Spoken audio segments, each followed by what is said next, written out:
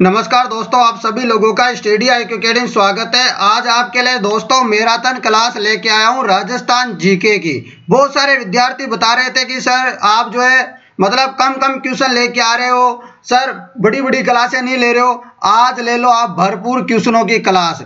आज की क्लास आपके लिए ब्रह्मास्त्र साबित होगी। क्लास को अंत तक जरूर देखना। आज हम जो है मैराथन क्लास लेने वाले हैं, मतलब बहुत सारे आपको क्वेश्चन मिलने वाले हैं दबा करके। तो आप वीडियो को पूरी को अंत तक देखना और अंत में मुझे बताना कि आपके कितने प्रश्न सही हो रहे हैं। क्यों आज मैं मैराथन क्यों ले रहा हूँ, एक क्वेश्चन पूछोगे नहीं आप लोग आज, इसलिए ले रहा हूँ क्योंकि 2 दिन की छुट्टी देने वाला हूँ मैं आप लोगों को। यानी कि आपको छुट्टी रहेगी 6 तारीख की और 7 तारीख की। 8 तारीख को फिर से क्लास ले लेंगे मित्रों। ठीक है, समझ गए आप लोग। तो आज मैराथन क्लास होगी, आप वीडियो को अंत तक जरूर देखना। और सभी विद्यार्थी जिनको टेस्ट सीरीज वगैरह लेनी है, कोई भी समस्या है तो वो अंत में बात करेंगे वीडियो के में। PDF कहाँ मिलेगी इसकी, वो भी अंत में बात कर लेंगे। चले क्लास को शुरू करें, क्योंकि क्लास एकदम मस्त लाजवाब होने वाली है। तो जो विद्यार्थी क्लास देख रहे हैं फटाफट से कमेंट कर दो मुझे। लो पहला क्वेश्चन, राजस्थान के किन जिलों में किन्नू का अधिकतम उत्पादन होता है? तो किन्नू का अधिकतम उत्पादन होता है, आपको बताना है मित्रों। चलो बताओ फटाफट। किन्नू का अधिकतम उत्पादन होता है, बताइए कहां पर, किसका किन्नू का अधिकतम उत्पादन होता है बताइए। तो किन्नू का अधिकतम उत्पादन होता है, आपको याद रखना है, गंगानगर और हनुमानगढ़ में। कहां पर उत्पादन होता है किन्नू का अधिकतम? गंगानगर और हनुमानगढ़ में। नेक्स्ट क्वेश्चन ये रहा, राजस्थान में अनार की कौन सी बार सबसे उपयुक्त है? आपको बताना है मित्रों, राजस्थान में अनार की कौन सी बार सबसे उपयुक्त है, बताइए फटाफट। राजस्थान में अनार की कौन सी बहार सबसे उपयुक्त है? जवाब हो जाएगा मृग बहार। राजस्थान में अनार की कौन सी बहार सबसे उपयुक्त है? तो वह है मृग बहार। नेक्स्ट क्वेश्चन आप लोगों के लिए, पद्म श्री कृपाल सिंह शेखावत का संबंध है?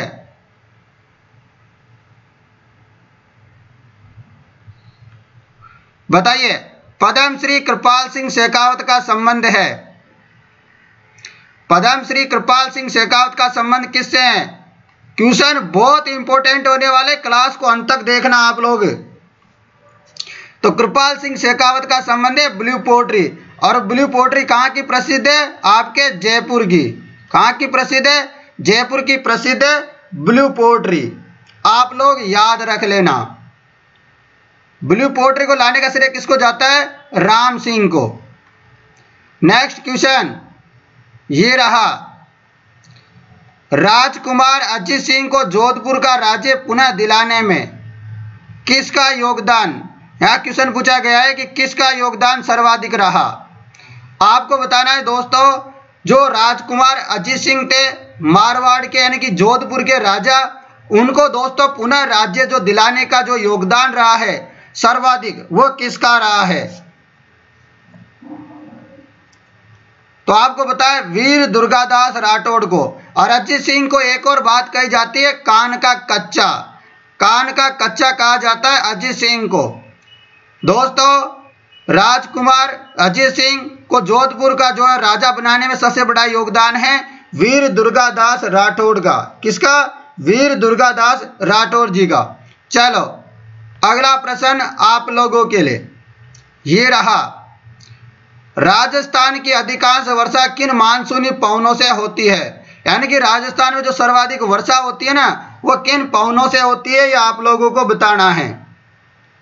तो राजस्थान में सर्वाधिक जो वर्षा होती है वो दक्षिण पश्चिमी मानसूनी हवाओं से होती है। किससे? दक्षिण पश्चिमी मानसूनी हवाओं से होती है, याद रखना। राजस्थान में अधिकतम जो वर्षा होती है वो दक्षिण पश्चिमी हवाओं से होती है, याद रखिएगा। चलो ठीक है मित्रों, याद रखोगे। और आपको एक और चीज याद रखनी है, जो राजस्थान में पहली बारिश होती है ना, वो अरब सागरीय शाखा से होती है। किससे?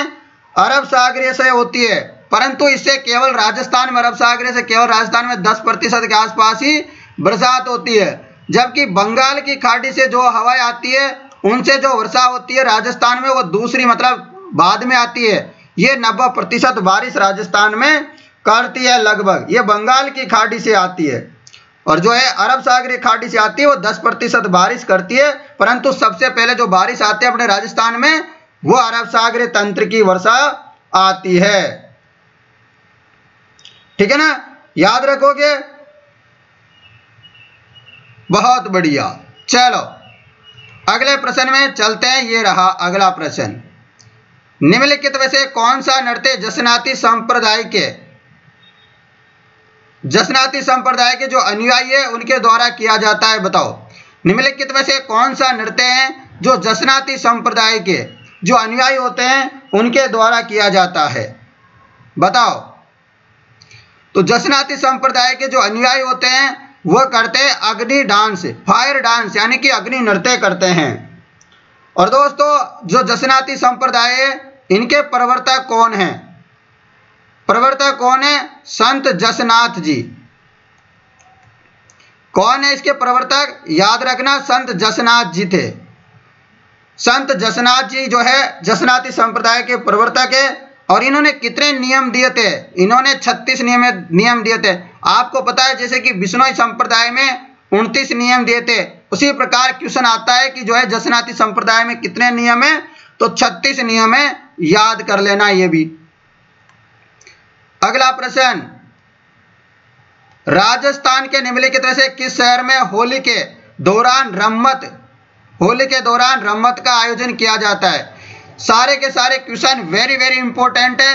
आप राजस्थान में किसी भी भर्ती परीक्षा में बैठने वाले हो आने वाले समय में, हर एक एग्जाम के लिए ये वीडियो बहुत इंपॉर्टेंट होने वाली है। जो रोजाना क्लासें हो रही है ये आपके लिए ब्रह्मास्त्र साबित होने वाली है। इसलिए आप लोगों से मेरा नम्र निवेदन है, आप किसी भी भर्ती परीक्षा की तैयारी कर रहा हो, आपका दोस्त आप या आपका कोई रूम पार्टनर या अड़ोसी पड़ोसी, उसको बता देना। जरूरी नहीं है कि आप चतुर्श्रेणी कर्मचारी की तैयारी करो तो भी मेरी क्लासें लो। आप किसी भी भर्ती परीक्षा की तैयारी कर रहे हो तो अपनी तैयारी यहां से कर सकते हो। केवल हमने नाम लिख रखा है चतुर्श्रेणी कर्मचारी भर्ती, ठीक है ना, परंतु ये सभी के लिए हेल्पफुल होगी बराबर रूप से। तो दोस्तों रम्मत का आयोजन होता है बीकानेर में, याद रख लेना, इंपॉर्टेंट है। रम्मत का आयोजन कहां होता है दोस्तों? होली के अवसर पर होता है रम्मत का आयोजन, याद रखना। रम्मत कब होता है? होली। कहां होता है? बीकानेर में होता है दोस्तों। चलो ये रहा अगला प्रश्न आप लोगों के लिए। राजस्थान में कृषक आंदोलन का प्रारंभ कहां से है? राजस्थान में दोस्तों आपको पता है कृषि आंदोलन शुरू होते हैं। सर्वप्रथम जो कृषि आंदोलन शुरू होते हैं वो होते हैं आपके बिजोलिया से। कहां से होते हैं? बिजोलिया ठिकाने से होते हैं। राजस्थान में जो कृषक आंदोलन का प्रारंभ माना जाता है वो बिजोलिया माना जाता है। कब से कब शुरू होता है ये? 1897 से लेकर के 1941 तक। सर कितने साल चला ये आंदोलन? ये चला था 44 साल तक। कितने साल तक? 44 साल तक चला था, ठीक है ना, 44 सालों तक चला था। ये भारत का सबसे लंबा व्यापक आंदोलन था, तो ये आप लोग याद रख लेना। 3 चरणों में चला था ये। कितने चरणों में? 3 चरणों में। यह भी पूछा जाता है आप लोगों से कौन कौन से चरण में थे, वो भी चर्चाएं हम लगातार करेंगे। आगे चिंता मत करो, क्लास बहुत लंबी है, आज नहीं तो कल जरूर इन सब के बारे में चर्चाएं करेंगे। अभी अपन को हर एक क्वेश्चन करना है, मैराथन क्लास है आज, डिटेल के साथ भी है। राजस्थान की भाषा के लिए राजस्थानी शब्द का प्रयोग सर्वप्रथम किसने किया था? आपको बताना है मित्रों कि जो है राजस्थानी जो भाषा है इसके लिए राजस्थानी शब्द का सर्वप्रथम प्रयोग किसने किया था? बताओ। जो राजस्थानी शब्द है इसका प्रयोग सर्वप्रथम किसने किया था? तो जॉर्ज अब्राहम ग्रियर्सन ने किया था। राजस्थानी शब्द का जो प्रयोग की बात कर रहे हैं तो प्रयोग जो किया था वह जॉर्ज अब्राहम ग्रियर्सन ने किया था। राजस्थानी शब्द का प्रयोग, ठीक है ना। चलो ये रहा अगला प्रश्न आपके लिए। राजस्थान राज्य डेयरी विकास निगम की स्थापना किस वर्ष की गई? बताओ। राजस्थान राज्य डेयरी विकास निगम की स्थापना किस वर्ष की गई? तो ये की गई थी मित्रों 1975 में। कब? 1975 में। 1975 में स्थापना की गई थी राज्य डेयरी विकास निगम की। ये आप नोट कर लेना। चलो अगले प्रश्न में चलते हैं। ये रहा अगला प्रश्न। संत गुणसागर व नाममाला किस संत द्वारा रचित है? आपको बताना है कि संत गुणसागर व नाममाला किस संत द्वारा रचित है। क्या हो जाएगा? दादू दयाल जी सही जवाब हो जाएगा कि संत गुणसागर व नाममाला जो रचनाएं हैं वो किसके द्वारा रची गई है? दादू दयाल जी के द्वारा। किसके द्वारा? दादू दयाल जी के द्वारा। संत गुणसागर याद रखना और नाममाला। अगला प्रश्न ये रहा आपके लिए, सुमेलित करना है आप लोगों को। 12वें नंबर का प्रश्न है। चलो थोड़ा सा इसको छोटा कर दिया जाए। लो फिट हो गया। चलो बताओ, सुमेलित करना है आप लोगों को। इधर दे रखा है नदी का नाम, इधर दे रखा है आपके उद्गम का स्थल। बताओ फटाफट बताइए नदी का नाम और उद्गम स्थल। लूनी नदी का उद्गम कहां से होता है? लूनी नदी का उद्गम कहां से होता है मित्रों? तो आप सबको पता होगा नागपाड़िया। कहां पर? अजमेर। नागपाड़ी अजमेर में होता है इसका उद्गम। सर बेड़च नदी का उद्गम कहां से होता है? बेड़च नदी का उद्गम होता है गोगुंदा की पहाड़ियां। कहां से? लूनी नदी का नागपाड़िया से होता है। बेड़च नदी का होता है गोगुंदा की पहाड़िया से। सोम नदी का उद्गम होता है विंध्याचल की पहाड़ियों से। सही है क्या? या फिर बीछा मेढ़ा की पहाड़ियां होगा। सोम नदी का उद्गम होता है बीछा मेढ़ा की पहाड़ियां और माही नदी का उद्गम होता है विंध्याचल की पहाड़ियां। तो कहां पर आ रहा है? लूनी नदी से यहाँ पर 3 मिल रहा है नागपाड़िया। तो 3 इसमें भी नहीं है तो ये तो गलत हो जाएगा। इसमें भी आगे 3 नहीं है। यहाँ पे 3 है, यहाँ पे 3 हो सकता है। फिर बेड़च नदी गोगुंदा की पहाड़ियां 1 नंबर से मिल रहा है। केवल 1 नंबर इसी में है, इसमें नहीं है। तो अपना आंसर इस प्रकार ये सही हो जाएगा यदि 2 भी आ रहे हैं तो आपको। सोम नदी का उद्गम होता है बीछा मेढ़ा की पहाड़ियां से। माही नदी का उद्गम होता है विंध्याचल की पहाड़ियों से। फिर से याद रखो, सोम नदी का बीछा मेढ़ा, माही नदी विंध्याचल, लूनी नदी नागपाड़, बेड़च गोगुंदा। क्वेश्चन आता है यहां से। सॉरी दोस्तों, थोड़ा सा जूम कर लेता हूं वापिस।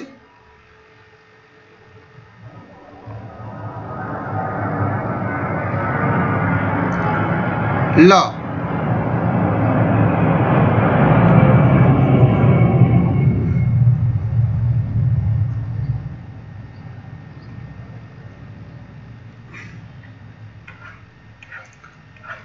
ठीक है। चलो रुक जाओ 1 मिनट। देखो आ गया क्वेश्चन। लीजिए आपकी स्क्रीन पर एक लिंग मात में किस भाषा में लिखा गया है? आपको बताना है मित्रों। एक लिंग मात में आपको क्या बताना है? एक लिंग मात में किस भाषा में लिखा गया है? बताइए फटाफट।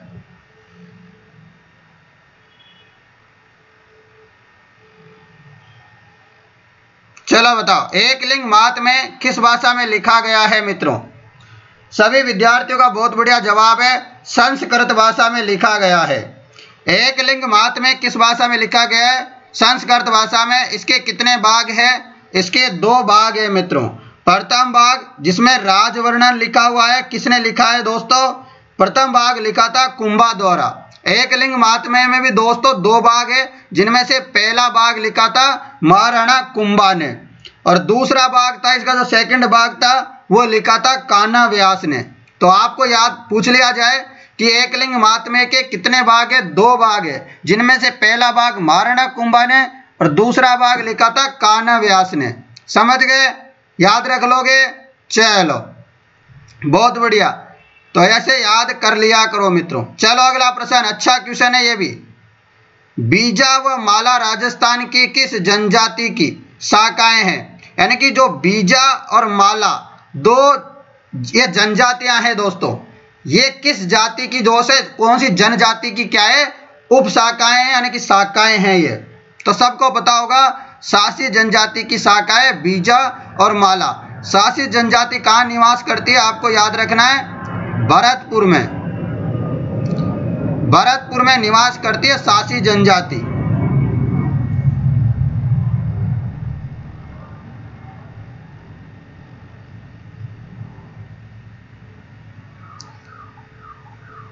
चलो, कुछ जो है हाड़ौती में भी निवास करती है, याद रख लेना, ठीक है ना। हाड़ौती में भी है कुछ शाखा। अगला प्रश्न, निम्नलिखित में से कौन सी झील जग मंदिर, ये क्या होगा बताओ, निम्न में से कौन सी झील है जो जग मंदिर व जग निवास के लिए प्रसिद्ध है। यानी कि जग मंदिर भी है और जग निवास भी है, ये कौन सी झील में है, सबको पता होगा पिछोला झील में है। निम्नलिखित में से कौन सी झील है जिसमें जग मंदिर भी बना हुआ है और जग निवास महल भी बना हुआ है, ठीक है ना, बताओ फटाफट। तो ये पिछोला झील हो जाएगी उदयपुर में। और पिछोला झील कब बनी थी दोस्तों, राणा लाखा के काल में बनी थी, आपको याद रखना है। राणा लाखा या राणा लक्ष्य सिंह, उनके शासन काल में बनी थी पिछोला झील, ठीक है ना। जग मंदिर कब बना, जग निवास कब बना, किसने बनवाया, सारी बातें चर्चा करेंगे, चिंता मत करो, ऐसे मत सोचो कि सर ने बताया नहीं, है ना, बता देंगे आपको। पुरुषों द्वारा पहने जाने वाले आभूषण निम्न में से कौन सा है, यानी कि जो पुरुष पहनते हैं वो आभूषण कौन सा है। अरे आप लोगों ने देखा होगा ना दोस्तों, पुरुष क्या पहनते हैं, मुर्कियां पहनते हैं। मुर्कियां सर कहाँ पहनते हैं, कान में। कहाँ पहनी जाती है, कान में पहनते हैं पुरुष। आपने देखा होगा गुर्जर जातियों में और रेबारी में ज्यादातर, मतलब लगभग इनमें तो आपने देखा ही होगा, और भी पहनते हैं। आजकल तो कोई भी पहन लेता है, आजकल तो ऐसा है, ठीक है, समझ गए। तो पुरुषों का आभूषण कौन सा है, मुर्कियां। चलो, ये रहा अगला प्रश्न आप लोगों के लिए दोस्तों। यहां पूछा गया चूंप नामक आभूषण कहां पहना जाता है। आपसे पूछ ले चौंप, क्या पूछ ले आपसे, चौंप पूछ ले। चौंप कहाँ का आभूषण है, ये अलग है और चूंप अलग है। अब आपसे पूछा गया चूंप आभूषण कहाँ का है, तो चूंप आभूषण होता है दांतों का। रखन कहाँ का आभूषण होता है, चूंप रखन ये कहाँ के आभूषण है, दांतों के। परंतु चौंप की बात करें तो चौंप जो है नाक का आभूषण होता है। कहाँ का होता है, चौंप की पूछे तो नाक का होता है और चूंप की पूछे तो दांत का होता है। दोनों में अंतर है, याद रखना। चूंप मतलब दांत, चौंप मतलब नाक, ऐसे याद कर लेना। चलो अगला प्रश्न,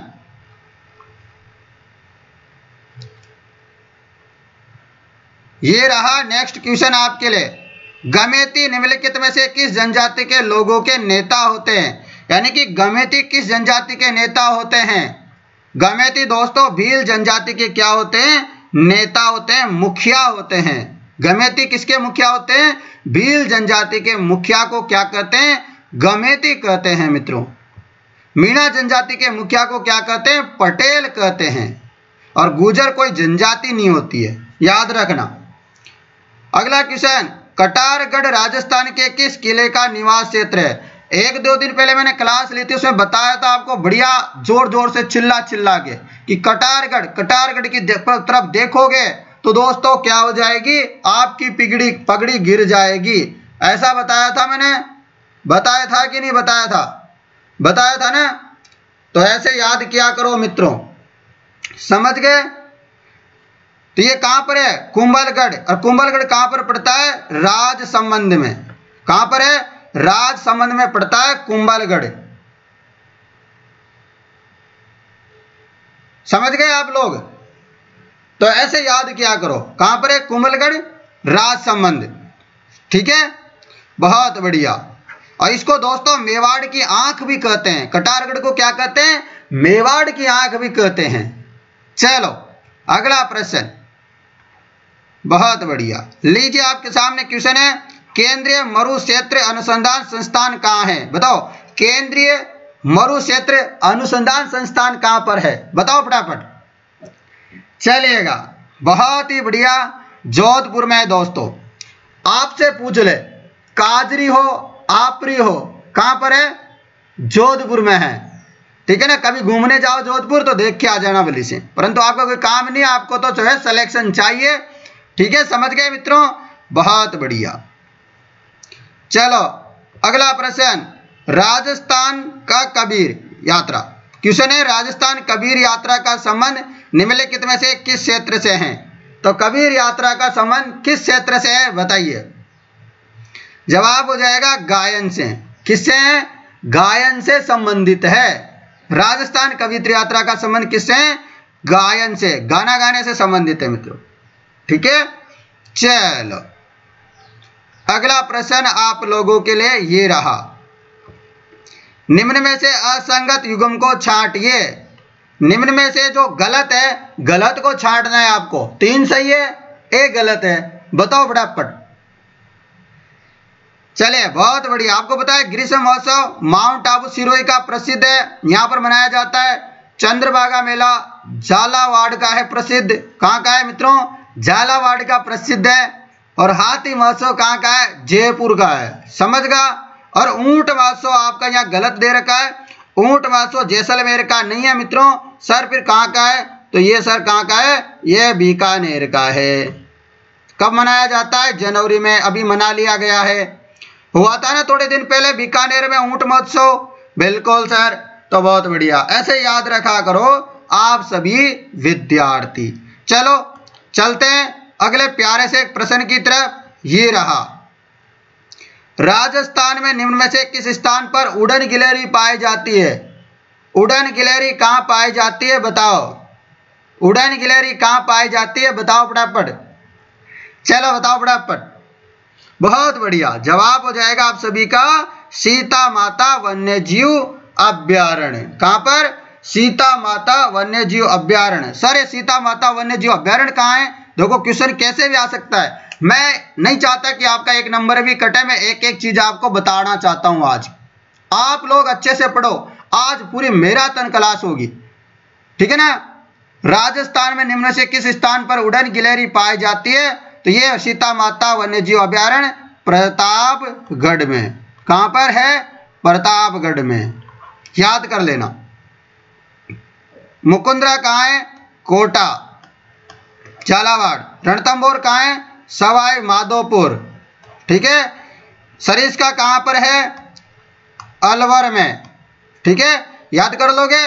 चलो चलते हैं अगले प्रश्न की तरफ। ये रहा अगला प्रश्न, बताओ राजस्थान में लांगुरिया गीतों का संबंध। ये क्वेश्चन तो मैं करवा चुका हूं, आप लोगों को पता होगा। तो मैंने बताया भी था आपको, लांगुरिया गीतों का संबंध केला देवी से है। और केला देवी का मंदिर कहां पर है? कैसे केला देवी कैसे करौली में है, और इनका संबंध है लांगुरिया गीतों से। लांगुरिया गीतों से। और यहाँ पर मेला लगता है दोस्तों चैत्र और आश्विन नवरात्रे में। कब लगता है? चैत्र और आश्विन नवरात्रे में यहाँ पर गजब का मेला लगता है, लक्खी मेला लगता है। यहाँ पर दूर दूर से भक्तगण आते हैं यहाँ पर। चलो बताओ अगला प्रश्न, बाला किला राजस्थान के किस जिले में स्थित है? बाला किला, बाला किला कहाँ है? बाला किला दोस्तों अलवर में है। क्या कहते हैं? बाला किला कहाँ पर है? अलवर में है। बाला किला कहाँ है? फिर से बोल रहा हूं, अलवर में। 80 खंभों की छतरी आपसे पूछ ले, या मूसी महारानी की छतरी। किसकी? मूसी महारानी की छतरी या 80 खंभों की छतरी, ये सब कहाँ है? अलवर में है, याद कर लेना। और भरतरी जी का मंदिर कहाँ पर है? ये भी अलवर में, सरिस्का के जंगलों के बीच में है। चलो इतनी सारी जानकारी मैंने देता दी आपको। चलो अगले प्रश्न में चलते हैं। चंद्रभागा जो मेला है राजस्थान में किस जिले में आयोजित होता है? मैंने अभी थोड़ी देर पहले जैसे यहाँ पर अभी एक बातें की थी, कुछ और भी अपन ने वहां पर भी झालावाड़ का नाम लिया था। फिर से एक और क्वेश्चन झालावाड़ का आपके सामने। चंद्रभागा मेला राजस्थान के किस जिले में आयोजित होता है? तो चंद्रभागा जो पशु मेला है वो आपके झालावाड़ में आयोजित होता है। आप लोग याद रखिएगा, ठीक है ना? चंद्रभागा मेला कहां पर है? झालावाड़ में। अगला प्रश्न, राष्ट्रीय स्तर का सरसों अनुसंधान केंद्र। दोस्तों आपको जितने भी अनुसंधान केंद्र है वो सारे के सारे याद होने चाहिए। देखो अपन टेस्ट सीरीज में तो सारे के सारे सब कुछ टॉपिक डाल ही रहे हैं, परंतु मैं उन लोगों से भी कहना चाहता हूं जो मेरी क्लासें फ्री ले रहे हैं यहाँ पर, वो मेरी एक क्लास को भी मिस नहीं करेंगे, एक क्लास को भी नहीं छोड़ेंगे। क्योंकि बच्चे क्या करते हैं, फ्री में उनको कुछ मिल जाए ना तो हजम नहीं होता है, पता है आप लोगों को, मतलब वो पढ़ना ही नहीं चाहते कि फ्री में हम क्यों पढ़े। तो उन बच्चों को बता रहा हूँ फ्री में कोई बुरा कंटेंट नहीं मिल रहा है, यहाँ पर आपको शानदार कंटेंट मिल रहा है। इसलिए मैं आप लोगों से बोलता हूँ आप टेस्ट सीरीज खरीद लो ताकि आपके माइंड में चलता रहे कि हमने पैसा खर्च किया है, हम जरूर पढ़ना चाहेंगे। तो जिनको टेस्ट सीरीज लेनी है वो अंत तक अपने साथ बने रहें, और अधिक जानकारी के लिए मोबाइल नंबर भी दे दूंगा, उसमें संपर्क कर लेना। हमारे को टेस्ट सीरीज बेचना इतना इंपॉर्टेंट नहीं है, हमारी क्लास इंपॉर्टेंट है, हमारे विद्यार्थियों को फ्री में पढ़ाना इंपॉर्टेंट है। केवल टेस्ट सीरीज इसलिए लॉन्च की है ताकि आप लोगों की प्रैक्टिस हो जाए, और कुछ बात नहीं है ना। राष्ट्रीय स्तर का जो सरसों अनुसंधान केंद्र है वो कहाँ है, सेवर। सर ये सेवर कहाँ पर पड़ता है, तो ये भी आपको याद होना चाहिए। तो सेवर कहाँ पर पड़ता है दोस्तों, भरतपुर में। मैं आपको एक एक क्वेश्चन करवाऊंगा, यहाँ क्लास में भी करवाऊंगा, चिंता मत करो, ऐसा मत सोचो। और इसकी स्थापना कब की गई थी, 20 अक्टूबर 1993 में। कब, 20 अक्टूबर 1993 में स्थापना की गई थी सेवर भरतपुर में। आपसे एक और क्वेश्चन आता है दोस्तों कि जो है राष्ट्रीय बीज मसाला अनुसंधान केंद्र कहाँ है। तो राष्ट्रीय बीज मसाला अनुसंधान केंद्र कहाँ पर है, तबीजी। कहाँ पर है, तबीजी अजमेर में है। यदि आपसे पूछ ले केंद्रीय कृषि अनुसंधान केंद्र, यानी कि जो केंद्रीय कृषि अनुसंधान केंद्र है वो है आपके दुर्गापुरा जयपुर में। यदि आपसे पूछ ले कि केंद्रीय शुष्क बागवानी संस्थान कहाँ है, केंद्रीय शुष्क बागवानी संस्थान पूछे बीकानेर में। आपसे पूछ रहे दोस्तों केंद्रीय भेड़ ऊन संस्थान कहाँ है, अविका नगर टोंक में। आपसे बकरी का पूछ रहे अनुसंधान केंद्र तो आपके अजमेर में। आपसे काजरी या अफ्रीका मुख्यालय पूछ ले तो जोधपुर में। इतनी सारी बातें आपको मैंने बता दी, और भी जो जो बातें याद आएगी, जैसे ऊंट का तो आपको पता है बीकानेर में, और जबकि घोड़ा का जो है ना कि उष्ट का घोड़ा की बात करें उसका जो अनुसंधान केंद्र है वो भी आपके बीकानेर में है। इतनी सारी बातें मैंने बता दी, कोई नहीं बताएगा, आप लोगों को बता रहा हूं। क्लास 1 नंबर की होगी, आपको गारंटी दे रहा हूं, सिलेक्शन यहीं से होगा। बस आप लोगों से मेरा एक नम्र निवेदन है, क्लास को डेली देख लिया करो, और क्लास हो सके तो 2 बार देख लिया करो। एक बार क्लास देख लो, एक बार पीडीएफ देख लो। पीडीएफ भी आपको हमारे एप्लीकेशन है दोस्तों स्टडी IQ अकेडमी, वहां पर मिल जाएगी, फ्री में मिलेगी, वहां कोई पैसा नहीं ले रहा हूं आप लोगों से। तो बहुत सारे बच्चे डर जाते हैं, पता नहीं एप्लीकेशन को डाउनलोड ही नहीं करते वो। तो एप्लीकेशन को डाउनलोड कर लेना, डिस्क्रिप्शन में लिंक दे रखा है मैंने एप्लीकेशन का, डिस्क्रिप्शन में लिंक है एप्लीकेशन का, डाउनलोड करना। क्वेश्चन है आपका, सही सुमेलित कीजिए। सुमेलित करना है आप लोगों का। इधर दे रखा है उनका नाम, देवी देवताओं का या संतों का, इधर दे रखा है उनका जगह। बताओ सभी विद्यार्थियों को, अपन ने 27 क्वेश्चन तो कर लिए, आप फिर से 1 से स्टार्ट कर रहे हैं। चलो बताओ फटाफट। बहुत बढ़िया। आप सभी को पता है मित्रों, यहाँ पर जसनाथ जी का जो प्रमुख स्थान है वह कहाँ पर है, कत्रियासर बीकानेर में। जसनाथ जी का प्रमुख स्थान कहाँ है, कत्रियासर बीकानेर में। केवल आपको कत्रियासर जसनाथ जी का स्थान याद था तभी आंसर सही लगा सकते हो। जैसे 1 का 4 होना चाहिए, तो 1 का 4 केवल इसमें नहीं है, इसमें नहीं है, इसमें नहीं है, तो आंसर तो आ गया अपना। परंतु अभी अपन आगे भी करेंगे। शीतला माता का मंदिर है दोस्तों, आपको पता होगा चाकसू जयपुर में। कहां पर है, चाकसू जयपुर में दोस्तों। इसको बोलते हैं गाड़ियों वाला मेला, या और यहाँ पर दोस्तों जो पुजारी होता है शीतला माता का, कुमार जाति का होता है, और इनकी जो सवारी शीतला माता की वो गधे की है। तो बहुत सारी चीजें आप लोग याद जरूर रखिएगा, क्वेश्चन यहां से आता है। जाम्बोजी का जो प्रमुख स्थान है वह कौन सा है, तो जाम्बोजी का जो स्थान है वह मुकाम नौका है। जीर्ण माता का प्रमुख स्थान कौन सा है, रेवासा सीकर में। कहां पर है, रेवासा सीकर है प्रमुख स्थान जीर्ण माता का। ऑप्शन नंबर ए सही हो जाएगा। चलो अगला प्रश्न ये रहा आपके स्क्रीन पे, थोड़ा जूम कर देता हूं, लीजिए हो गया जूम। चलिए अब चलते हैं अगले प्रश्न में। राजस्थान के कौन से क्षेत्र में चैत्र शुक्ल, कौन से शुक्ल, चैत्र शुक्ल को जो है गुलाबी गणगौर कहाँ मनाई जाती है? दोस्तों क्वेश्चन आता रहता है, क्योंकि जो गणगौर आती है वो तृतीया के दिन आती है वैसे तो, परंतु यहाँ पर दोस्तों चैत्र शुक्ल पंचमी को पूछा है, गुलाबी गणगौर पूछा है। क्वेश्चन बहुत बार आता है गुलाबी गणगौर कब मनाई जाती है, तो आप डेट याद रख, मतलब आप याद रखना चैत्र शुक्ल पंचमी को गुलाबी गणगौर आती है। और कहां पर आती है, ये कहां पे आती है? नाथ द्वारा। सर नाथ द्वारा कहां पड़ता है? थोड़ी देर पहले बताया था मैंने, राजसमंद में पड़ता है। तो दोस्तों राजसमंद में गुलाबी गणगौर मनाई जाती है चैत्र शुक्ल पंचमी के दिन। चलो अगला प्रश्न, संत पीर शाह अली और तुकनगीर 400 साल पहले मेवाड़ में किस ख्याल की रचना की? आपको बताना है कि जो संत पीर शाह अली है, तुकनगीर है, इन्होंने 400 साल पहले मेवाड़ में एक ख्याल की रचना की थी।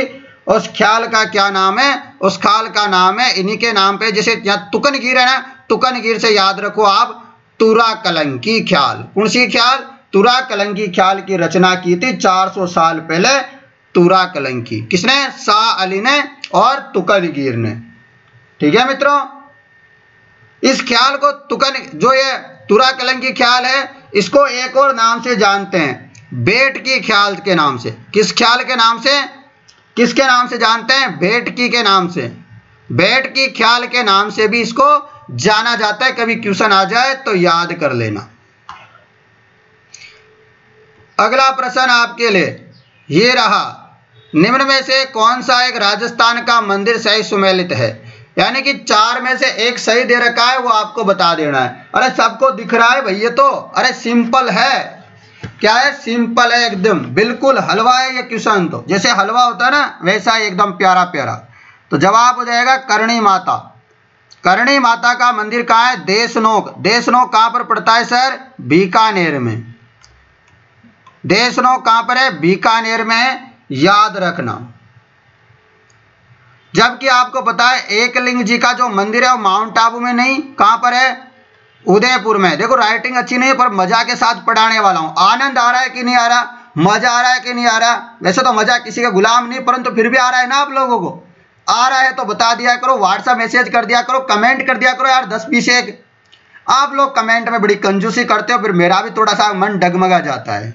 डेली कमेंट किया करो पहले तो। देलवाड़ा मंदिर कहाँ है? ओसिया में थोड़ी है देलवाड़ा का। देलवाड़ा का मंदिर है माउंट आबू में। कहां पर है? माउंट आबू में। सूर्य मंदिर कहाँ है? उल्टा पुल्टा कर दिया सारा यहां पर खेल ही। तो सूर्य मंदिर कहाँ है? ओसिया में है। ओसिया कहाँ है? जोधपुर में है। समझ गए? इतनी सारी बातें मैंने लिख दी। अब तो आशा करता हूं आपको सब कुछ याद हो गया होगा। राजस्थान में अजमेर में विलय के समय वहां के मुख्यमंत्री। क्वेश्चन ये है कि राजस्थान का एकीकरण हो गया था, सब कुछ मामला फिक्स हो गया था। फिर जब 1956 तक दोस्तों अजमेर अलग ही मामला चल रहा था, अपना केंद्र शासित प्रदेश चल रहा था, तो फिर वहां के मुख्यमंत्री कौन थे? पूछा यह जा रहा है कि राजस्थान में मिलने से पहले अजमेर के मुख्यमंत्री कौन थे? सबको पता होगा, नहीं है क्या? है ना? तो हरिभाऊ उपाध्याय। हरिभाऊ उपाध्याय जो है अजमेर के मुख्यमंत्री थे। क्या थे? अजमेर के मुख्यमंत्री थे, याद रखना, हरिभाऊ उपाध्याय।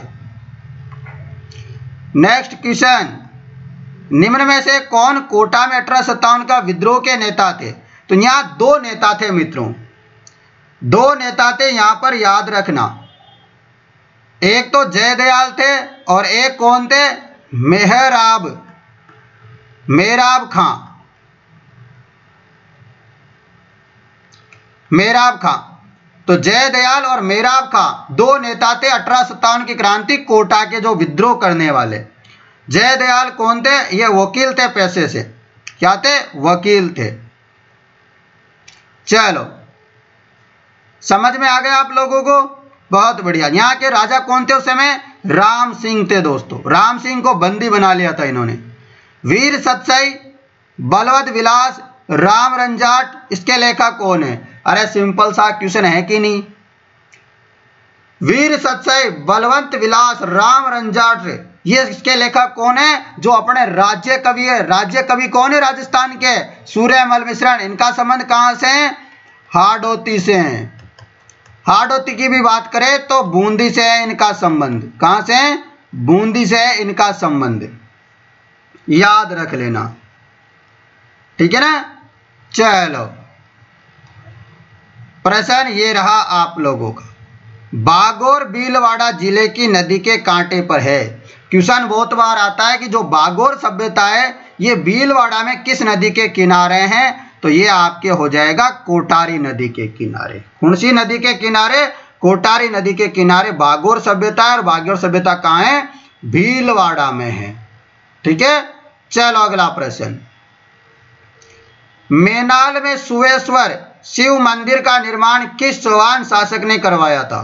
मेनाल में दोस्तों सुवेश्वर शिव मंदिर का निर्माण किया गया है, चौहान शासक ने करवाया था। उन चौहान शासक का क्या नाम था? पृथ्वीराज सेकंड था चौहान शासक का नाम। नेक्स्ट क्वेश्चन आपके लिए ये रहा, निम्नलिखित में से कौन सा जो है मंडोर के प्रत्यारों के इतिहास की जानकारी देता है? यानी कि इनमें से ऐसा कौन सा जो है अभिलेख है जो मंडोर के जो प्रत्यार शासक थे दोस्तों, मंडोर के प्रतिहार शासक, उनकी जानकारी देता है? तो मंडोर के प्रत्यार शासकों की जानकारी देता है घटियाला अभिलेख। कौन सा अभिलेख? घटियाला अभिलेख जो है मंडोर के प्रतिहारों की जानकारी देता है।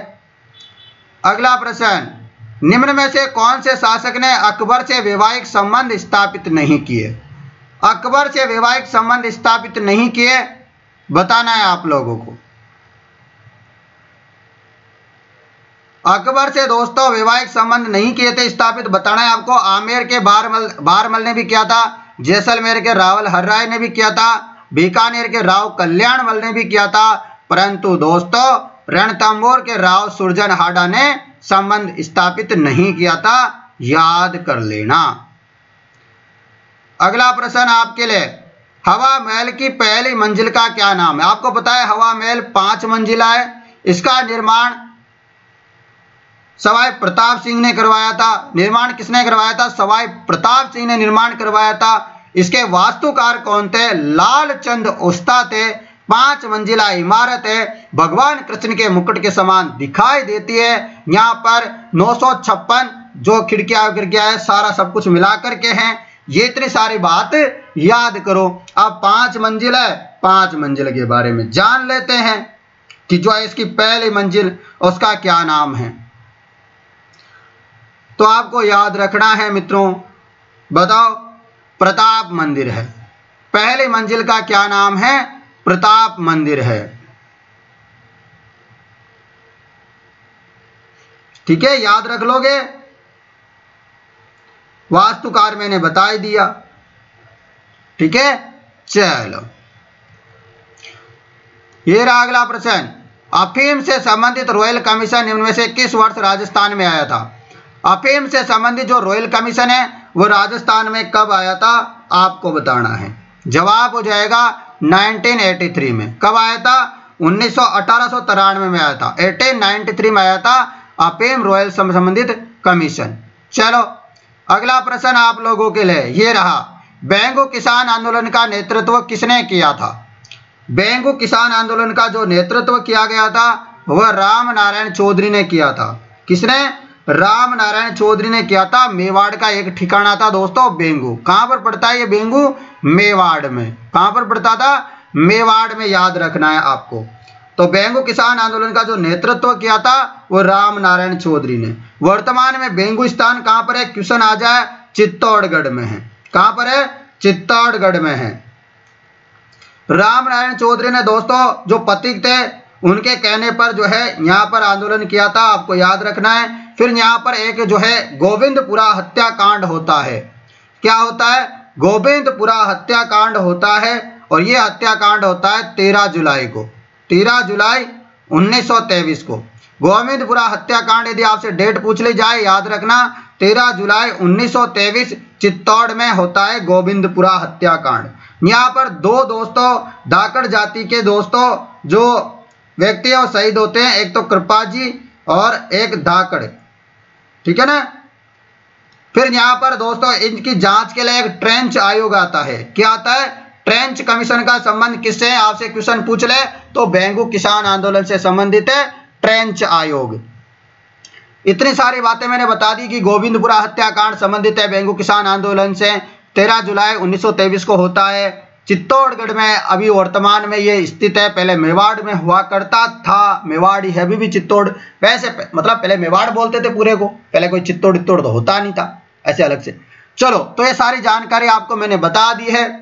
आशा करता हूं दोस्तों आप लोगों को प्रश्न पसंद आ रहे होंगे, प्रश्न के साथ में क्लास भी प्रश्न आ रही होगी। बता दीजिए करो मुझे, है ना, कमेंट कर दो फटाफट से। अगला क्वेश्चन है भगत आंदोलन किसके द्वारा प्रारंभ किया गया था? तो भगत आंदोलन इनका संबंध है दक्षिण राजस्थान से। दक्षिण राजस्थान में भी बात करें तो भोगीलाल पांडे कैसे हो जाएगा? नहीं होगा। बताओ क्या होगा? चलो बताओ फटाफट। भगत आंदोलन का संबंध है गुरु गोविंद गिरी के से। भगत आंदोलन किसने चलाया था? गुरु गोविंद गिरी ने चलाया था। आप लोगों को याद रखना है, गुरु गोविंद गिरी ने। संघ सभा की स्थापना भी जो 1883 में की थी वह गोविंद गिरी ने की थी, याद रखना है। चलो अगला प्रश्न, मत्स्य संघ का कौन सा राज्य जनता के बहुमत के आधार पर उत्तर प्रदेश यानी कि यूपी के साथ विलीनीकरण के लिए तैयार था? यानी कि सर्वे करवाया गया, उसमें जनता से पूछा गया कि आप जो है राजस्थान में रहना चाहते हो या यूपी में जाना चाहते हो, तो लोगों ने कहा था कि हम तो यूपी में रहना चाहते हैं क्योंकि हमारा मेल जोल जो है यूपी से ज्यादा है। तो ये बात किसने कही थी बताइए मुझे। तो ये धौलपुर के लोगों की राय थी कि हम जो है यूपी में मिलना चाहते हैं, परंतु ऐसा होने नहीं दिया गया और अपने राजस्थान में है अभी भी ये। चलो दोस्तों अगला प्रश्न आप लोगों के लिए,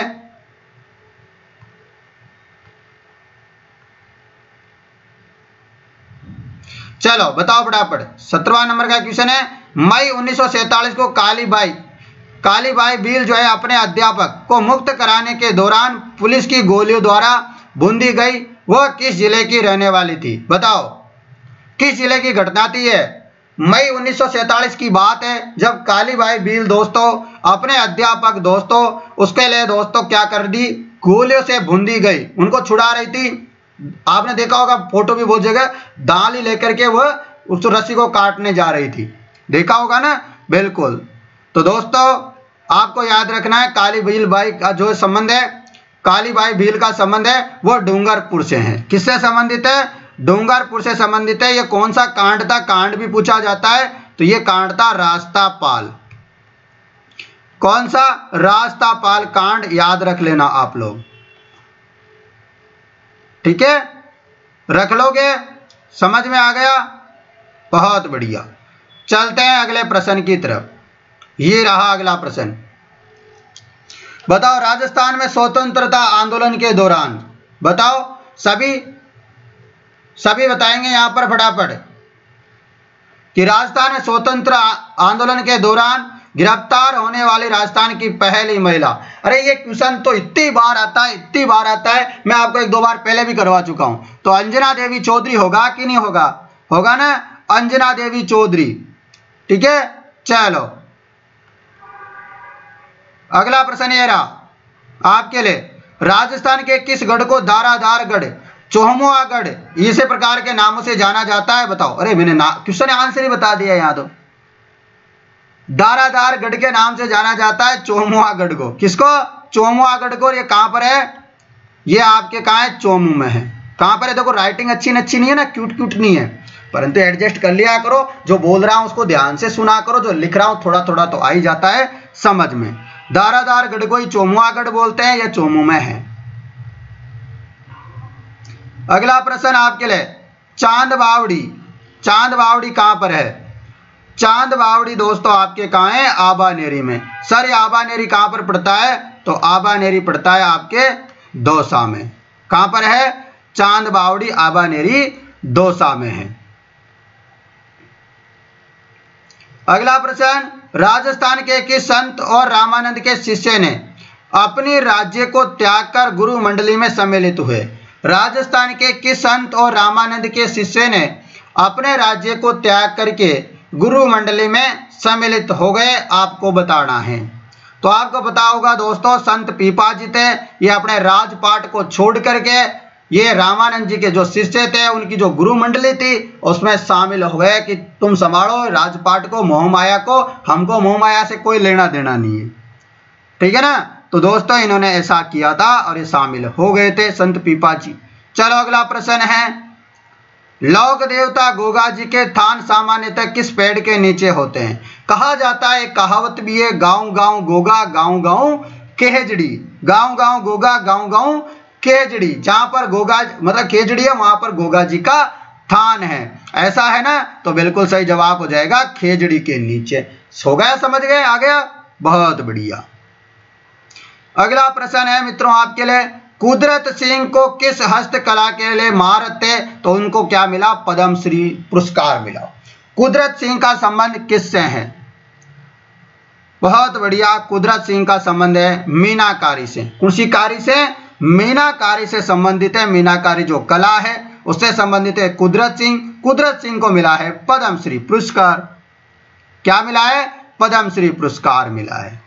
अगला प्रश्न आपके लिए ये रहा, मोहम्मद शाह और साहिब राम किस राजस्थानी चित्रकला संबंधित है? मैंने अभी आपको ये क्वेश्चन जाने कितनी बार करवा दिया। अभी आरएस में भी आया था साहिबदीन वाला, आया था ना साहिबदीन वाला, और मैंने कितनी बार करवा दिया, साहिब राम साहिबदीन करवा दिया ना, आज फिर करवा रहा हूं। मोहम्मद शाह, कौन सा शाह? ये अमित शाह नहीं है, मोहम्मद शाह और साहिब राम किस राजस्थानी चित्रकला से संबंधित है? मैं कितनी बार करवाया, साहिबदीन आ जाए, साहिबदीन आ जाए तो आपको मेवाड़ लगाना है, साहिब राम आ जाए, राम आ जाए तो कहां लगाना है? मैं 1000 बार करवा दिया आपको, जयपुर लगाना है।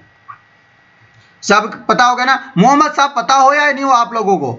साहिब राम पता है, आंसर सही कर सकते हो। बस ऐसा याद किया करो, देखो रट्टा नहीं मारना, पीएचडी नहीं करनी, हमको तो सिलेक्शन चाहिए भाई साहब। प्रश्न है अगला, दादू और उनके शिष्यों की रचनाएं अधिकतर किस भाषा में पाई जाती है? यानी कि जो दादू दयाल है, उनके शिष्य हैं, उनकी जो भाषा कौन सी होगी? अरे एक बात बताओ, जैसे मैं हाडोती में रहता हूं, बूंदी जिले का रहने वाला हूं, तो मेरी भाषा कौन सी रहेगी? मेन भाषा कौन सी रहेगी मेरी? हाडोती रहेगी। रहेगी कि नहीं रहेगी? रहेगी। तो फिर दादू जी कहाँ रहते थे? जयपुर में रहते थे। अब जयपुर में रहते तो जयपुर में और जयपुर के आसपास तो ढूंढाड़ी बोलते हैं, तो ढूंढाड़ी बोली बोलेंगे ना फिर ये, तो ढूंढाड़ी में लिखेंगे। ऐसे याद किया करो। समझ में आई? चलो बहुत बढ़िया, इसको छोड़ दो, ये काम का नहीं है, ये लो अपने काम का आ गया। बताओ इसका आंसर। शेरगढ़ वन्य जीव क्षेत्र निम्नलिखित में से किस जिले में स्थित है? बताओ। जो शेरगढ़ वन्य जीव अभ्यारण्य है, ये कहां पर है? बताओ यार, सिंपल है ना। शेरगढ़ कहां पर है? अभी चर्चाओं में भी है ये क्वेश्चन, बहुत ज्यादा चर्चाओं में, क्योंकि जंगल काटने में लगे हुए हैं, यहाँ पर लोग विरोध कर रहे हैं। क्वेश्चन आ सकता है, टपक सकता है क्वेश्चन, और टपकेगा और हम इधर पकड़ लेंगे, अपना आंसर लगा देंगे। ऐसा ही करेंगे ना। तो शेरगढ़ वन्य जीव अभ्यारण्य कहां पर है? 12 जिले में है।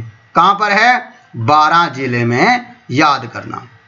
अगला प्रश्न, आदिवासियों के हरे सोने, आदिवासियों का क्या मित्रों? हरे सोने के नाम से जाना जाने वाला वृक्ष कौन सा है? आदिवासियों के हरे सोने के नाम से जाने जाने वाला वृक्ष कौन सा है? तो ये कौन सा हो जाएगा बताओ? बांस हो जाएगा। क्या हो जाएगा? बांस हो जाएगा। दोस्तों एक बात ध्यान से सुनना, ये सारे के सारे क्वेश्चन बताऊं, वेरी वेरी वेरी इंपॉर्टेंट है। जो क्लास को पूरी नहीं देखेगा वो बाद में पछताएगा, और जब एग्जाम हो जाएंगे फिर पछताने से कुछ मिलेगा नहीं, क्योंकि एक बार पेपर होगा और आपको पता है 53,000 के आसपास भर्तियां हैं। राजस्थान जीके बढ़वाने के लिए लोग लगे हुए हैं। आप लोगों को जैसा पढ़ा रहा हूं वैसा पढ़ा रहा हूं, आप ऐसे ध्यान दो। हिंदी और जीके और गणित छोड़ो ही मत हो। अंग्रेजी मुझे पता है बहुत सारे बच्चों को नहीं आती, मुझे भी नहीं आती। जुगाड़ करो थोड़ा थोड़ा, 15 में से 10 भी आ जाए, 5 भी आ जाए, बहुत है। अपने को तो 10 नंबर लाने हैं 15 में से। 5 गलत हो जाए कोई बात नहीं, उनको छोड़ देना यार, इतना कर सकते हो? 15 में से 10 तो ला सकते हो क्या?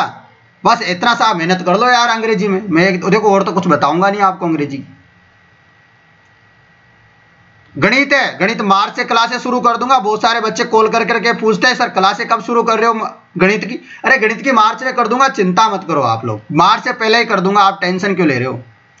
निम्नलिखित में से कौन सा दोस्तों एक ब्लू बेबी सिंड्रोम से संबंधित है? कौन सा सिंड्रोम?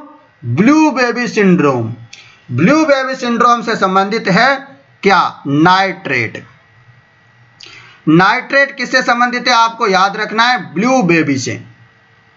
नाइट्रेट, नाइट्रेट याद रखना ब्लू बेबी से संबंधित। देखो यहां पर भी क्या आ रहा है, ये थोड़ा सा नीचे मात्रा लग रही है ना ऐसी वैसी वाली, इधर भी लग रही है भाई साहब ऐसी वैसी। देखो कैसे याद रखो, वहां दिख जाए एग्जाम में यार सिंड्रोम, सिंड्रोम के पीछे ऐसे डमरू के नीचे कुछ मात्रा लग रही है, इधर भी ट के नीचे कुछ मात्रा लग रही है, और ये भी दूसरे नंबर मतलब पीछे से दूसरे में लग रही है, इधर भी दूसरे से लग रही है। भाई साहब मिलता जुलता मामला है, चेप दो यार, चेप दो, बस इतना ही करना है, ज्यादा ध्यान ही नहीं देना है। कर दोगे इतना काम? चलो थोड़ा थोड़ा याद करने की ट्रिक ऐसी बता दूंगा मैं, चिंता मत करो, मजा आ जाएगा। क्वेश्चन है आपका अगला कि राजस्थान में थार मरुस्थल से जो प्रभावित क्षेत्र है ना, उसमें जनसंख्या और प्रतिशत थार मरुस्थल कितना है? क्वेश्चन कल करवाया था मैंने, ये करवाया था ना, डिटेल करवा रहा था तब। कहां थे आप लोग, पता है किसी को? बताओ। यहां पर जो क्षेत्रफल है ना वो 61.11% है, जनसंख्या है यहां पर 40% के आसपास। तो ये रहा, ये रहा, समझ गए? चलो प्रश्न ये रहा आपके लिए कि राजस्थानी ऊंट का जो वैज्ञानिक नाम क्या है? राजस्थानी ऊंट है, इसको पता है 2014 में राज्य पशु का दर्जा मिल गया। क्या मिल गया? राज्य पशु बन गया ऊंट हमारा अब। इसका वैज्ञानिक नाम क्या है? तो इसका वैज्ञानिक नाम है कैमेलस ड्रोमेडेरियस। क्या नाम है? कैमेलस ड्रोमेडेरियस। ये ऊंट का वैज्ञानिक नाम हो गया। ऊंट पालक जाति कौन है? रेबारी। ऊंट के आराध्य देवता कौन है? बापू जी। ऊंट को लाने का श्रेय राजस्थान में किसको जाता है? बापू जी। अरे बताओ यार और क्या चाहिए आपको, इतना सारी जानकारी दे दी मैंने। चलो अगला प्रश्न आप लोगों के लिए, स्थिरता के साथ विकास आत्मनिर्भरता किस योजना का लक्ष्य है? क्वेश्चन है स्थिरता के साथ विकास भी हो, आत्मनिर्भर भी बनो, ये किस योजना का लक्ष्य है? ये लक्ष्य था दोस्तों चतुर्थ जो पंचवर्षीय योजनाएं थी ना उसका लक्ष्य था ये। चलो अगला प्रश्न, ये क्वेश्चन अच्छा है। सोम कमला अंबा सिंचाई परियोजना का संबंध किससे है? यदि आपसे पूछ लिया जाए सोम कमला अंबा, सोम कमला अंबा, तो आपको याद रखना है डूंगरपुर। कौन सा पुर? डूंगरपुर याद रख लेना है। सोम कमला अंबा आपसे पूछ लिया जाए तो। दोस्तों सोम कमला से संबंधित 3 क्वेश्चन आते हैं, एक में कोटा आता है, एक में डूंगरपुर आता है, एक में उदयपुर आता है। कोटा और उदयपुर में क्या आता है बताओ कमेंट करके। मैं नहीं बताने वाला, मैं बता चुका हूं लास्ट क्लासों में, पूरी क्लासें देखी होगी तो कोई बता देगा बच्चा। यहां अभी केवल मैं बताऊंगा, लिख देना है कमेंट में कि कोटा से क्या सोम कमला का मामला और उदयपुर से सोम कमला का क्या मामला है, ठीक है ना। सोम कमला अंबा तो याद रखना डूंगरपुर है। अगला प्रश्न है आपके लिए यहाँ पर, निम्नलिखित में से कौन सा हनुमानगढ़ और चूरू जिलों के लिए जल का स्रोत है? यानी कि हनुमानगढ़ और चूरू में जो जल मिलता है वो किससे मिलता है? तो वह हम लोग को मिलता है चौधरी कुंभाराम लिफ्ट नहर से। हनुमानगढ़ और चूरू से दोस्तों जो पानी मिलता है इनको जो चौधरी कुंभाराम लिफ्ट से मिलता है। अगला प्रश्न, निम्नलिखित में से राष्ट्रीय राजमार्गों में से कौन सा एक राजस्थान में अजमेर को बीकानेर से जोड़ता है? अजमेर को बीकानेर से जोड़ता है कौन सा राष्ट्रीय राजमार्ग है? वह NH89। कौन सा है? NH89 आपका सही जवाब हो जाएगा।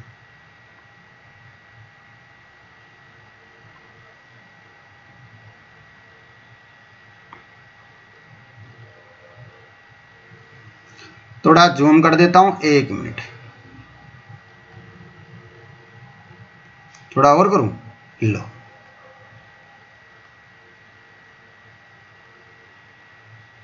हो गया। चलो बताओ आंसर।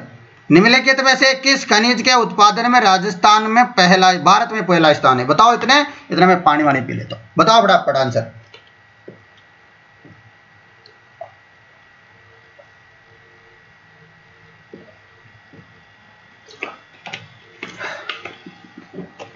चलिए बताइए फटाफट दोस्तों क्या हो रहा है इसका आंसर।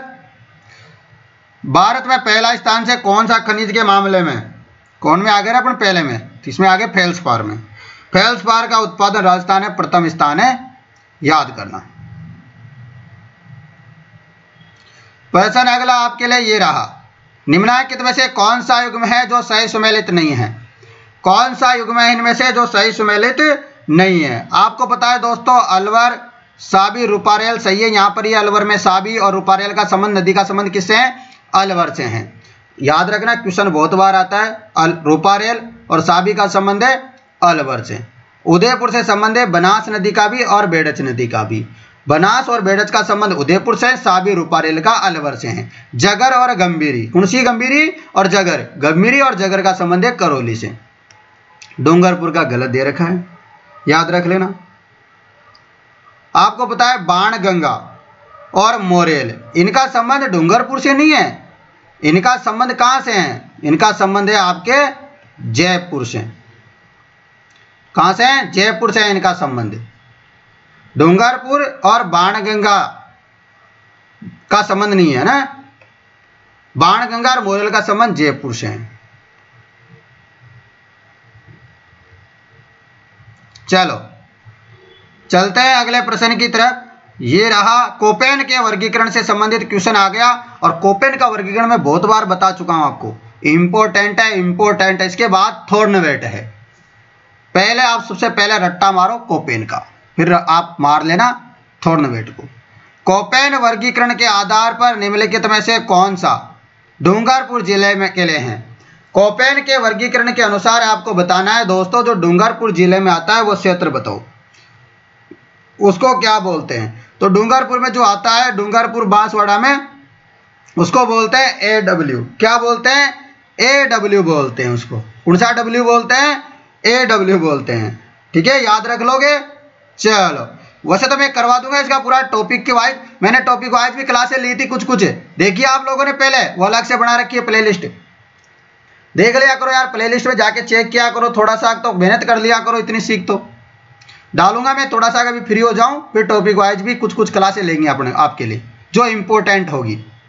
राजस्थान में निम्नलिखित में से किस जिले में वार्षिक वर्षा में अधिकतम विषमता पाई जाती है? यानी कि जो सर्वाधिक जो विषमता पाई जाती है ना बारिश में, वह आपको बताना है कौन सा जिला है। सबको पता होगा, जैसलमेर सही जवाब हो जाएगा। जैसलमेर में सर्वाधिक विषमता पाई जाती है, याद रख लेना।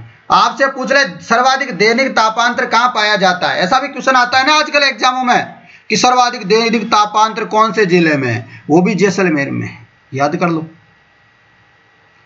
चलो अगला प्रश्न ये रहा, राजस्थान के सर्वाधिक क्षेत्र पर निम्नलिखित में से कौन सी मृदा पाई जाती है? यानी कि क्वेश्चन आया है सीधा सीधा। देखो आपने देखा था RS में भी ऐसा क्वेश्चन आया था, मैं पहले भी बता चुका हूं आपको, बहुत बार बता चुका हूं कि इन ऐसे क्वेश्चनों को आप रट्टा मार लिया करो। ठीक है ना। राजस्थान में सर्वाधिक क्षेत्र में कौन सी मृदा पाई जाती है? तो सर्वाधिक क्षेत्र में पाई जाती है एक तो एरिडोसोल और एंटीसोल। ये पश्चिमी राजस्थान में पाई जाती है, याद रखना। कहां पर? पश्चिमी राजस्थान में। पश्चिमी राजस्थान में पाई जाती है एरिडोसोल और एंटीसोल, रख लोगे याद। चलो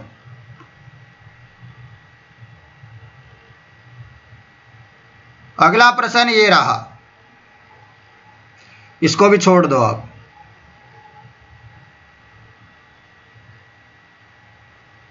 ये अपने काम का नहीं, ये अपने काम का है।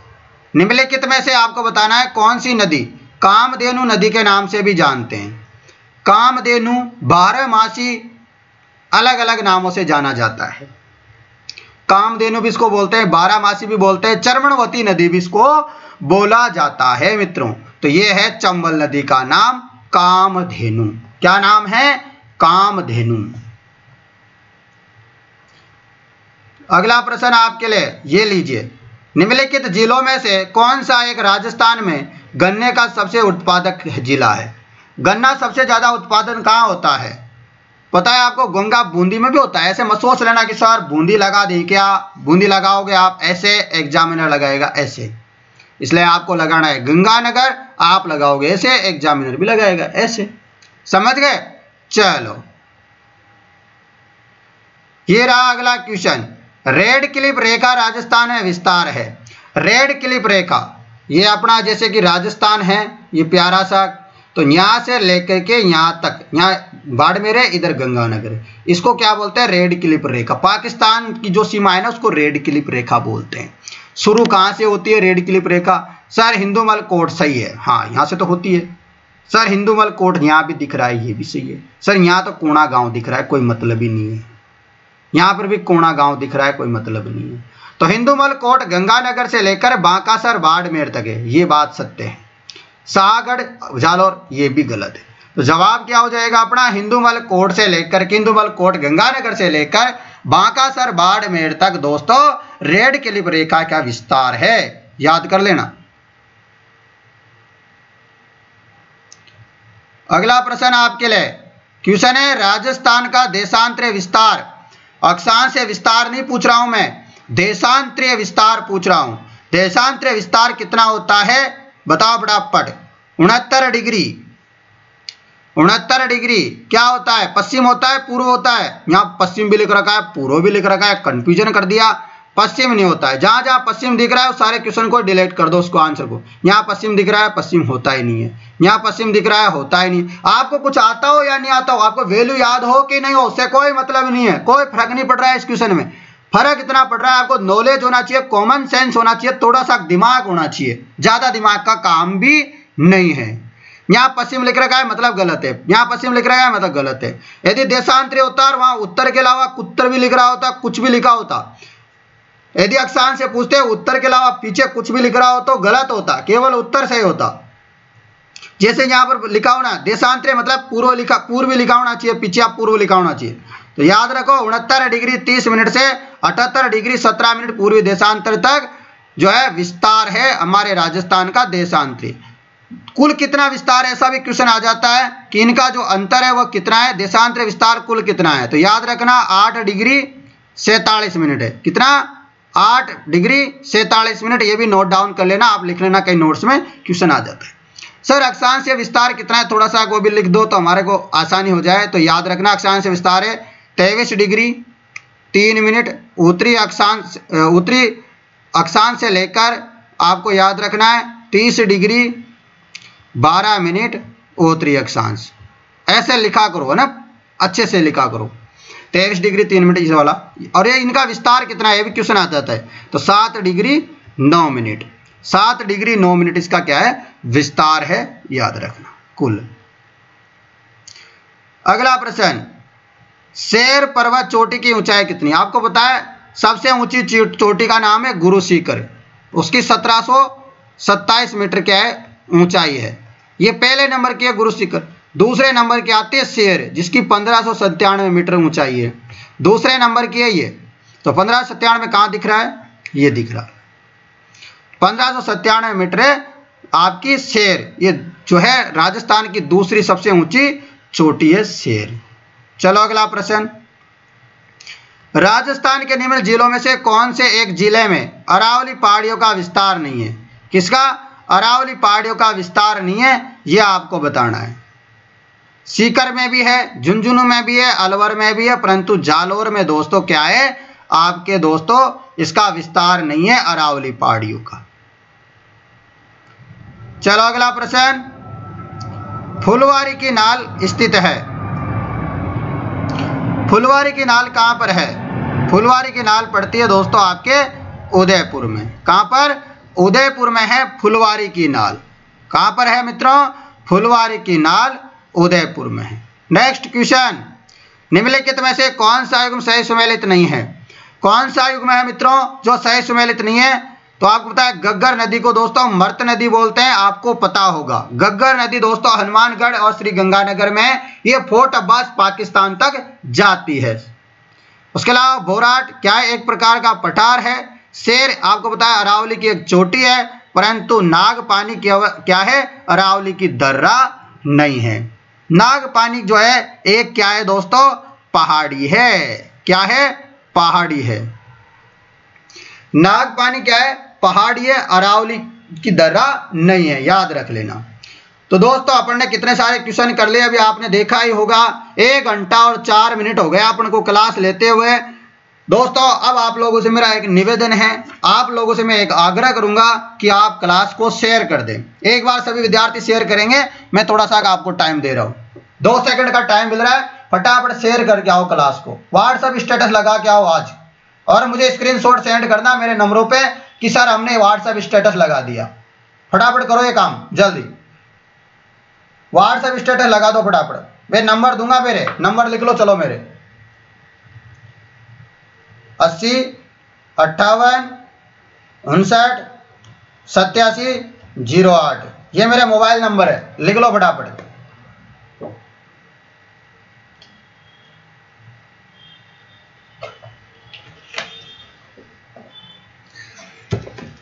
जिनको टेस्ट सीरीज लेनी है, जिनको कोई भी समस्या आ रही है, इस नंबरों पे कॉल कर लेना, व्हाट्सएप कॉल कर लेना या व्हाट्सएप मैसेज कर देना। सबसे बढ़िया तो व्हाट्सएप मैसेज कर दिया करो आप लोग, ठीक है ना।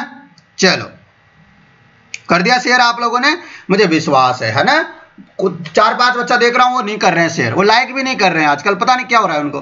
कर दो, कोई समस्या हो तो मुझे बता दो, है ना। लाइक वगैरह शेयर वगैरह कर दो, बहुत सारे स्टेटस नहीं लगाते, लगा दो। क्वेश्चन है 1857 के विद्रोह के समय जोधपुर के राजा कौन थे? राजा या महाराजा एक ही होता है, बताओ। 1857 की क्रांति थी, उस समय वहां के महाराजा कौन थे, बताओ।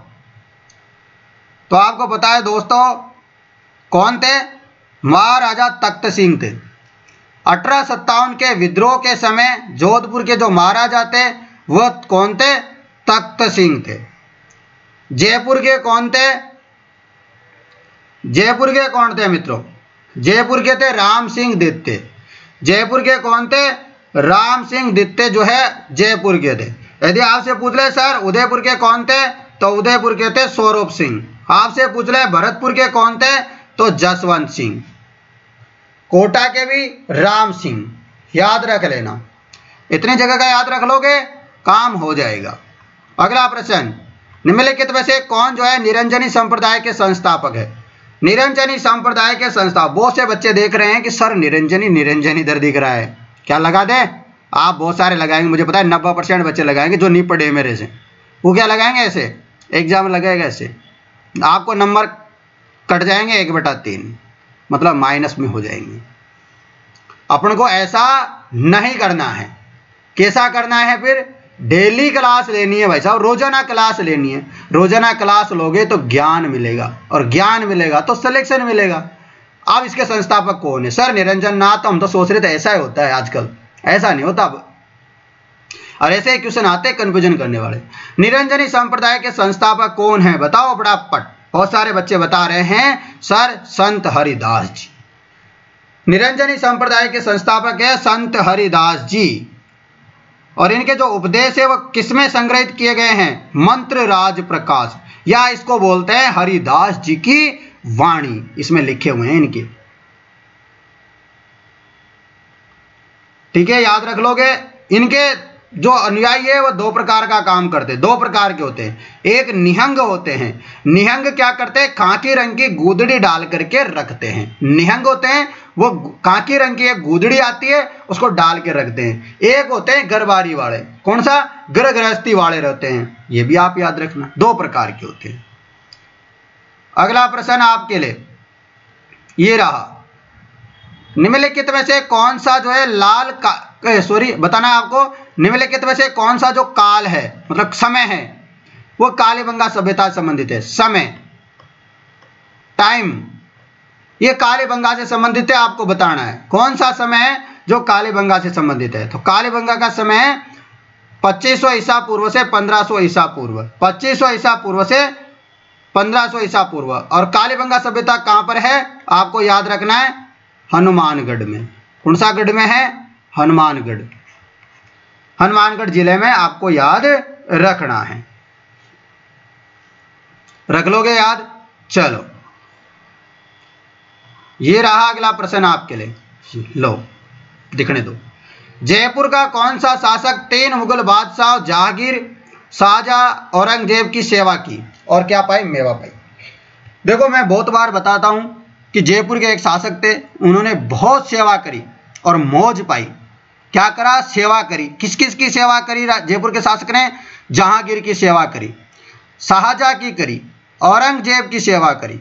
भाई साहब इतने सारे लोगों की सेवा करी। उनका नाम था मिर्जा राजा जय सिंह। क्या नाम था उनका?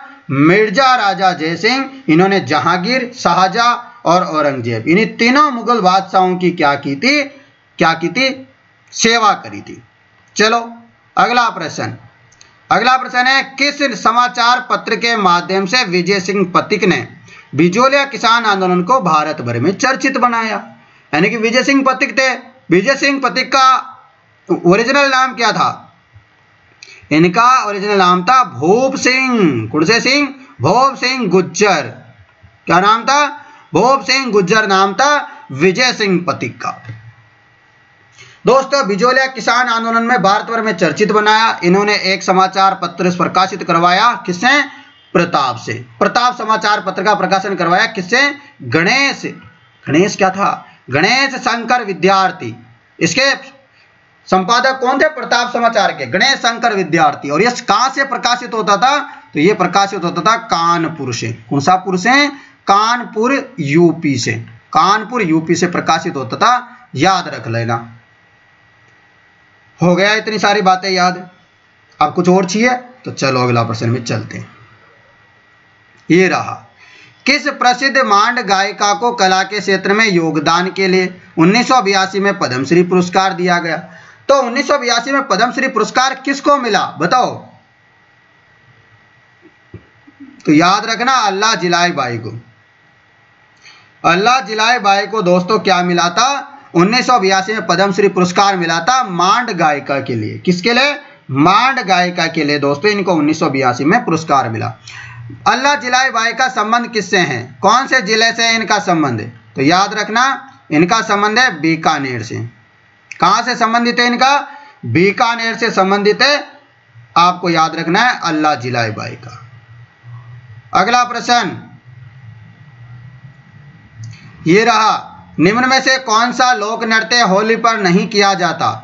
कौन सा नृत्य जो होली पे नहीं करते हैं मित्रों? अरे सिंपल सा दिख रहा है, देखो गेर को करते हैं, चंग को करते हैं, नेजा को भी करते हैं। अरे पणियारी, सीधा नाम से पता चल रहा है कि पणियारी को हम क्या है, कोई होली पे नहीं करते हैं। तो पणियारी को कब करते हैं? ये तो पानी वाला जो है डांस है, इसको नहीं करते हम, ठीक है ना, याद रख लेना। यहां पर दो नृत्य दे रखे हैं, गेर और नेजा। करते हैं होली में। कौन करते हैं इसको? भील जाति के जो लोग होते हैं ना, भील जाति के नृत्य हैं ये। भील जाति के जो समुदाय के लोग हैं, भील जनजाति के, वो करते हैं गेर और नेजा को। समझ गए? और शेखावटी कहाँ का नृत्य? चंग नृत्य कहाँ का है? तो चंग नृत्य दोस्तों शेखावटी का प्रमुख नृत्य है। चलो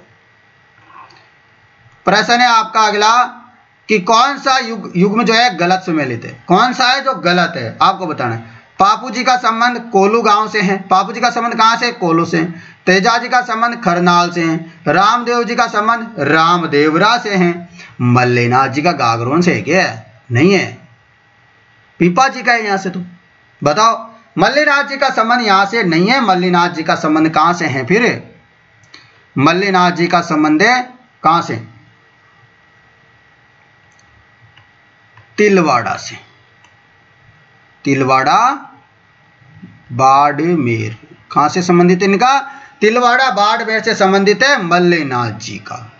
एक और क्वेश्चन आ रहा है आपके स्क्रीन पर, दो मुंह का चूल्हा वो बहुत प्रकार के बर्तनों के साथ सिलबट्टा व पैन निम्नलिखित में से किस स्थान की खुदाई में मिले?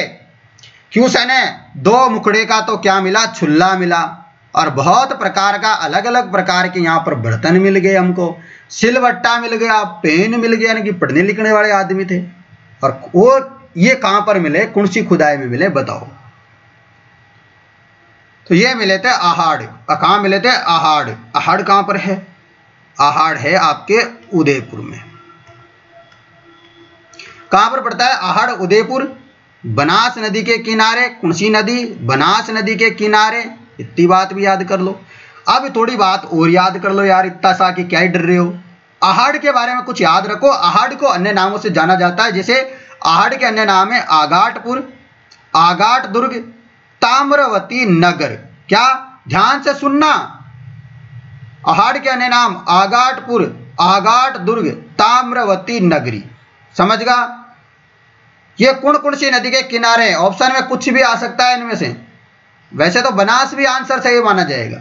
आपसे पूछ रहे ये दोस्तों कौन सी नदी किनारे? आयड और बेडच नदी। आयड और बेडच एक ही नदी के नाम हैं और बनास नदी के किनारे, इसे समझ लेना। इसको दोस्तों बनास संस्कृति भी कहते हैं, ताम्रवती सभ्यता भी इसको कहा जाता है। दो कुछ बातें याद रखना, या दो मुंह के चुल्ले मिल गए, मर्तबांड मिल गए, यहां पर काले काले वाले। कौन से वाले? काले वाले। लोह और ताम्र के उपकरण मिल गए, यहां पर पत्थरों और औजार मिल गए आपको यहां पर। तो इतने सारे याद रख लोगे तो आपका यहां से क्वेश्चन गलत नहीं होगा। अगला प्रश्न है, मेवाड़ के जो नरेश है, मेवाड़ नरेश राणा अमर सिंह और राणा कर्ण सिंह की छत्रियां कहां है? यानी छत्रियां मतलब स्मारक। मेवाड़ नरेश राणा अमर सिंह और राणा कर्ण सिंह की जो है छत्रियां कहां पर है? जवाब हो जाएगा अहाड़ उदयपुर में। कहां है? मेवाड़ नरेश राणा अमर सिंह और राणा कर्ण सिंह की छत्रियां कहां है? अहाड़ उदयपुर में है। अगला प्रश्न, निम्नलिखित में से किसका लेखन वीरबान था? वीरबान ने कौन सा लेखक लिखा इनमें से? वीरबान ने क्या लिखा? तो वीरबान ने लिखा राजरूपक। राजरूपक किसकी रचना है? वीरबान की। वंशवाचकर किसकी है? सूर्यमल मिश्रण की। राजरूपक किसकी है? वीरबान। अगला प्रश्न, प्रसिद्ध मीनाकारी थेवा कला का संबंध है। थेवा कला का संबंध किससे है? बताओ। थेवा कला का संबंध है प्रतापगढ़ से। थेवा कला का संबंध किससे है? प्रतापगढ़ से। आपको पता होगा दोस्तों, जो कांच होता है ना, कांच, कांच के ऊपर सोने का जो है चित्रकारी की जाती है, सोने का काम किया जाता है, उसको बोलते हैं थेवा कला। और ये थेवा कला प्रतापगढ़ की प्रसिद्ध है। इसकी एक और खासियत है, ये बहन बेटियों को नहीं सिखाई जाती। अब बहन बेटियों को सर क्यों नहीं सिखाते हैं? ये लोग क्यों नहीं बढ़ने दे रहे हैं आगे? अरे भाई साहब, उनका काम धंधा छिन जाएगा, तुम लोग तो इधर उधर चले जाओगे। बहन बेटियां क्या शादी ब्याह करके दूसरे घर पे चली जाती है ना, तो वो ऐसे सोचते हैं कि हम इनको सिखा देंगे तो ये कहीं और जाकर के फेमस कर देगी, वहां पर बना देगी। तो ये क्या है, बहन बेटियों को नहीं सिखाते हैं। ये बात का ध्यान रख लेना, ठीक है ना मित्रों? याद रख लोगे, बहुत बढ़िया। अगला प्रश्न, विश्नोई संप्रदाय के प्रवर्तक कौन थे? विश्नोई संप्रदाय के प्रवर्तक कौन थे? मैं बहुत देर से बता रहा था आपको। तो जाम्बोजी थे दोस्तों। विश्नोई संप्रदाय के प्रवर्तक जाम्बोजी। इनके कुल नियम हैं, इनके 29 नियम हैं और 120 शब्दों का संग्रह है इनका, ठीक है ना? इतनी बातें याद रख लेना। और इनका जो प्रमुख स्थान है वह समराथल बीकानेर है। क्या है? समराथल बीकानेर, पीपासर नागौर, ये जाम्बोजी के प्रमुख स्थल है। समाधि इन्होंने कहाँ ली थी? समराथल बीकानेर में ली थी, याद रख ले। इनके मेला लगता है 2 बार, एक तो फागुन की अमावस्या को लगता है और एक आश्विन की जो अमावस्या है तब मेला लगता है विश्नोई संप्रदाय के प्रवर्तक जाम्बोजी का। अगला प्रश्न, सर वीटी कृष्णामाचार्य किस राज्य के दीवान थे? सर वीटी कृष्णामाचार्य, आप तो ऐसे याद रखो, जयपुर में क्या है? वीटी रोड है ना जयपुर में, है कि नहीं? है ना? ऐसे याद रखो, सर वीटी कृष्णामाचार्य कहाँ का संबंध था? जयपुर में वीटी रोड है, वीटी रोड में हम घूमने गए, वहां समोसा कचौरी खाया और हमको क्वेश्चन याद हो गया, हम दीवाने हो गए फिर कृष्णामाचार्य के। ऐसे थोड़े थोड़े घुमा फिरा के याद कर लो, काम हो जाएगा। चलो, क्या हो जाएगा? जयपुर हो जाएगा। सर वीटी कृष्णामाचार्य किस राज्य के दीवान थे? जयपुर के। अगला प्रश्न, निम्नलिखित में से कौन सा आकर्षण पर्यटन केंद्र करौली जिले में स्थित नहीं है? अरे करौली में नहीं है भाई साहब, ऐसे नोट डाउन कर लिया करो, यहाँ लिख लिया करो, नहीं आते इसके ऊपर ऐसे लिख लिया करो। ऑफलाइन पेपर होगा अपना तो ऐसे कर दिया करो वहां, फिर देखो, क्योंकि नहीं पूछा है। करौली में जो है केंद्र नहीं है, बताओ करौली में क्या नहीं है? देखो तिमनगढ़ दुर्ग भी करौली में, सम्राट रामधरा दुर्ग ये भी करौली में, तिमनगढ़ दुर्ग करौली में, मंडरायल दुर्ग करौली में, नाहर सागर कुंड जो है करौली में नहीं है। ये नाहर सागर कुंड का है? अरे ऐसे कैसे दे देंगे हम करौली वालों को? हमारे बूंदी में है। ये कहां पर है? बूंदी में है, ये हमारे बूंदी में पड़ता है कौन सा? नाहर सागर कुंड। अगला प्रश्न, राजस्थान की कौन सी विख्यात लोक देवी का संबंध चूहों से है? यानी कि चूहों को, जो यहाँ सफेद चूहे होते हैं ना दोस्तों इस माता जी के, उनको क्या बोलते हैं? काबा बोलते हैं। क्या बोलते हैं? काबा बोलते हैं। सफेद चूहों को काबा बोलते हैं। कौन सी देवी से संबंधित है ये आपको बताना है। तो आपको पता है करणी माता, थोड़ी देर पहले अपने क्वेश्चन किया था, करणी माता देशनोक बीकानेर से इनका संबंध है। और सफेद जो चूहे होते हैं उनको बोलते हैं काबा। क्या बोलते हैं? व्हाइट चूहों को क्या बोलते हैं? काबा बोलते हैं। अगला प्रश्न है, निम्न में से कविराज श्यामल दास द्वारा रचित महत्वपूर्ण कृति कौन सी है? तो श्यामल दास जी द्वारा कौन सी रचनाएं रची गई? तो आपको याद रखना है वीर विनोद। वीर विनोद नामक ग्रंथ जो रचना की थी वह कविराज श्यामल दास ने की थी। अगला प्रश्न, निम्न में से राजस्थान की ताम्रयुगीन सभ्यताओं में सबसे प्रमुख सभ्यता कौन सी है? ताम्रयुगीन सभ्यताओं में सबसे प्रमुख सभ्यता कौन सी है? तो हो जाएगी आहड़। आहड़ सभ्यता दोस्तों ताम्रयुगीन सभ्यताओं में सबसे प्रमुख सभ्यता है, इसलिए तो ताम्र नगरी बोलते हैं उसको। अगला प्रश्न, राजस्थान के किस जिले में गणेश्वर सभ्यता है? तो आपको पता है गणेश्वर सभ्यता नीम का थाना कांतली नदी के किनारे। कौन सी नदी के किनारे? कांतली नदी के किनारे। नीम का थाना कहां पर? नीम का थाना सीकर, यहां पर है दोस्तों आपकी गणेश्वर सभ्यता। दोस्तों इसकी खोज, इसको दोस्तों ताम्र युगीन सभ्यताओं की जननी, माता भी, मम्मी भी बोलते हैं इसको। क्या बोलते हैं? गणेश्वर सभ्यता को ताम्र युगीन सभ्यताओं की जननी। जननी मतलब मम्मी, ठीक है, याद रखना। इसकी खोज कब की गई थी? आपको याद रखना है 1977 में। इसकी सर्वप्रथम खोज कब की गई? 1977 में। किसने की? आरसी अग्रवाल। किसने? आरसी अग्रवाल। आरसी अग्रवाल ने, ठीक है ना, रतन चंद्र अग्रवाल ने इसकी खोज की थी, याद रख लेना। कांतली नदी के किनारे हैं। चलो अगला प्रश्न, बागोर सभ्यता किस नदी के किनारे अवस्थित है? बागोर सभ्यता अभी थोड़ी देर पहले किया था अपन ने, बागोर सभ्यता कोटारी नदी के किनारे हैं, भीलवाड़ा में है। अगला प्रश्न, बेराट प्राचीन भारत में किस जनपद की राजधानी थी? तो आपको पता है बेराट, आपको पता है बेराट जो है मत्स्य जनपद की क्या थी? राजधानी थी। मत्स्य जनपद की राजधानी थी बेराट। चलो अगला प्रश्न दोस्तों अब तो शेयर कर दो यार। देखो दोस्तों मैं भी परेशान हो गया, थक गया, मैराथन क्लास ले रहा हूं।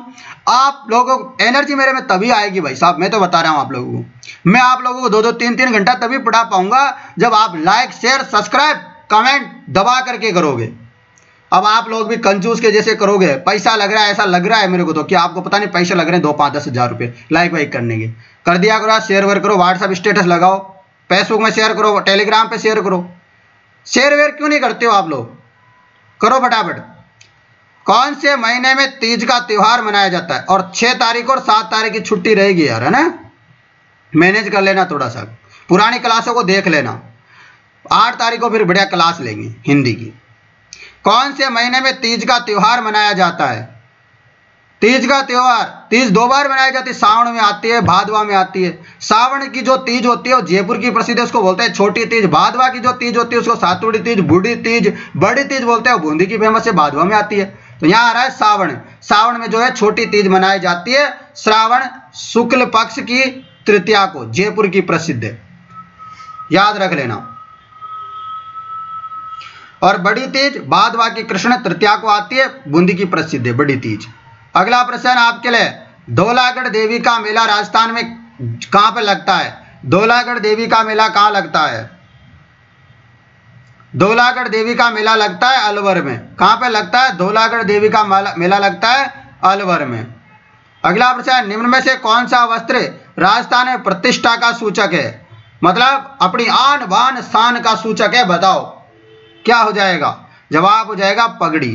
पगड़ी क्या है? अपनी प्रतिष्ठा का क्या है? सूचक है, अपनी सम्मान का सूचक है। बताओ अगला प्रश्न, कुंभलगढ़ दुर्ग का शिल्पी कौन था? मैंने कुंभलगढ़ दुर्ग के बारे में बताया अभी आपको कि राजसमंद में है, इसका कटारगढ़ है सबसे ऊंचा, सब कुछ बताया मैंने, ठीक है ना मित्रों। अब आपसे यहां पर पूछ रहा हूं कि कुंभलगढ़ जो दुर्ग है ना उसका शिल्पी कौन है? तो उसका शिल्पी कौन है? मंडन। क्या है? मंडन इसका शिल्पी हो जाएगा, याद रखना। कुंभलगढ़ दुर्ग का शिल्पी कौन है?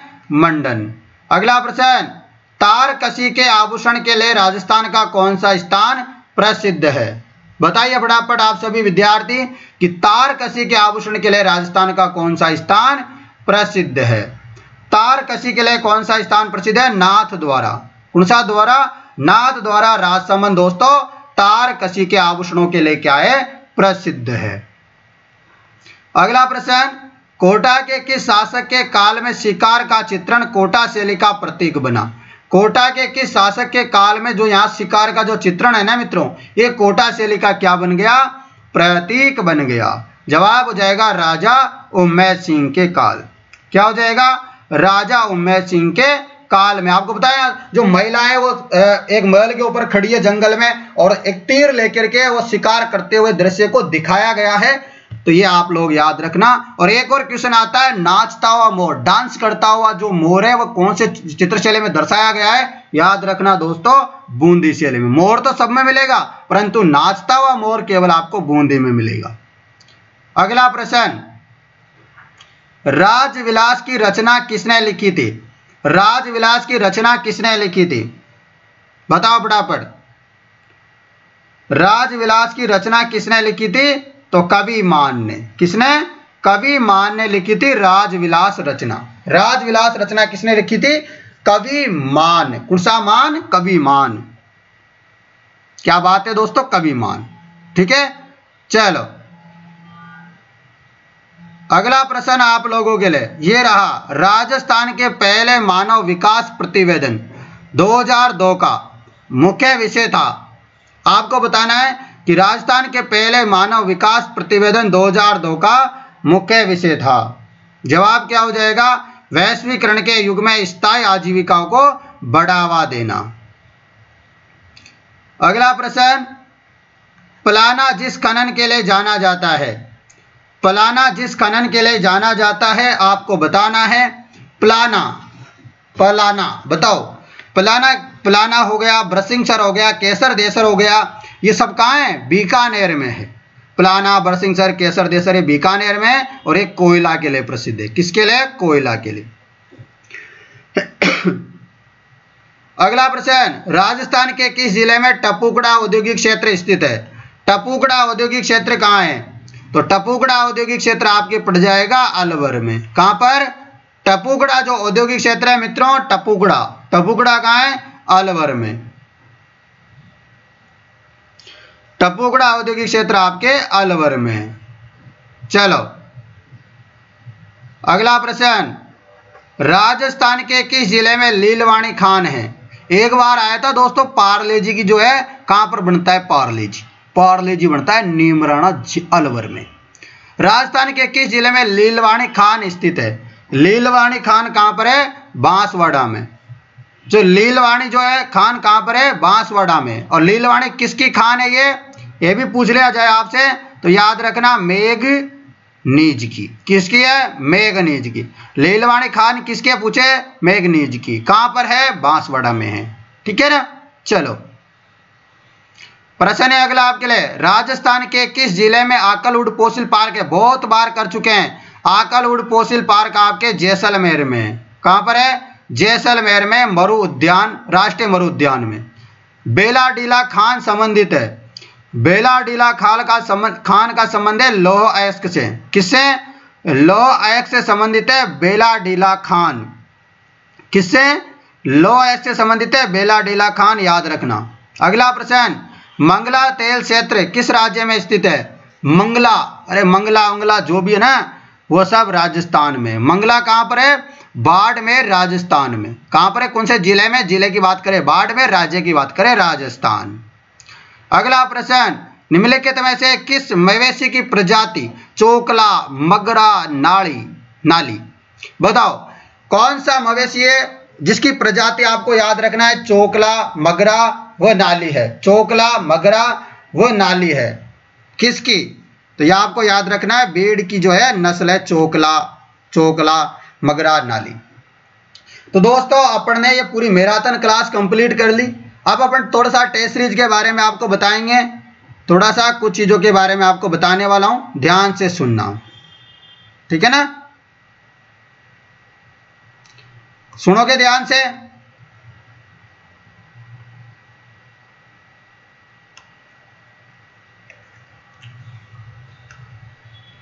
चलो बहुत बढ़िया, सुन लेना। चलो दोस्तों, आपको पहले तो नंबर दे देता हूं। मेरे को किसी को कोई भी समस्या हो तो मुझे आप इस नंबरों पे व्हाट्सएप मैसेज या कॉल कर लेना, ठीक है ना? 80 58 59 87 08, यानी कि 8058598708। ये अपने मोबाइल नंबर है, हेल्पलाइन नंबर है। आप लोगों को चाहिए इसकी पीडीएफ, इस क्लास की, इस मैराथन क्लास की पीडीएफ चाहिए तो इस पीडीएफ, इसकी क्लास की पीडीएफ लेने के लिए आप जो है ऐप को डाउनलोड करो। ऐप का क्या नाम है, नाम लिख देता हूं, आप लिंक भी दे रखा है नीचे डिस्क्रिप्शन में, नाम भी लिख देता हूं। नाम देखो, सर्च कर लेना, सेम टू सेम नाम सर्च करना, स्टडी IQ अकेडमी। ये आप नाम सर्च करोगे सेम ऐसा कैसा ही, तो आपको ये मिल जाएगी प्ले स्टोर में, ठीक है ना? प्ले स्टोर में आप डाउनलोड करते हो ना गेम में, हम व्हाट्सअप वहाँ से ही आपको डाउनलोड करनी है। ये इसमें रजिस्ट्रेशन कर लेना है, सब कुछ कर लेना है।